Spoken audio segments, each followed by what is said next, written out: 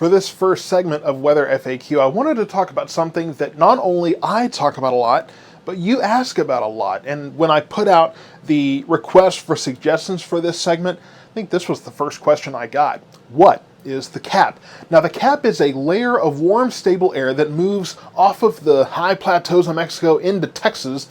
And when you think about it, the way the atmosphere works, it actually cools the higher up you go. Well, you can have this layer of warm air that covers Texas.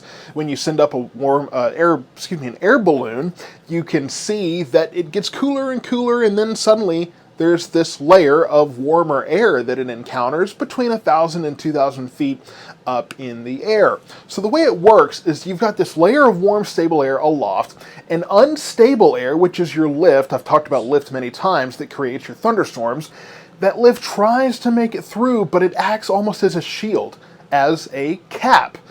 Like I said, air cools with elevation, so that warm air is able to lift, but it hits that warm, stable air and just isn't able to go anywhere.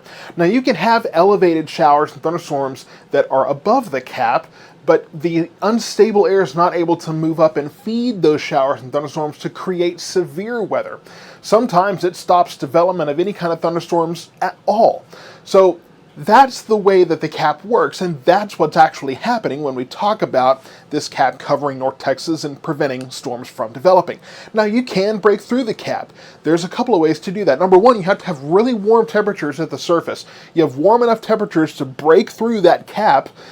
That can create thunderstorms despite its presence. Now, you also can have lift that simply overwhelms it. You have a cold front or a disturbance or something that adds that additional lift that'll break through it, but it is a strong cap. I call it the almighty cap. So sometimes it takes very strong lift or very high temperatures to actually break through it.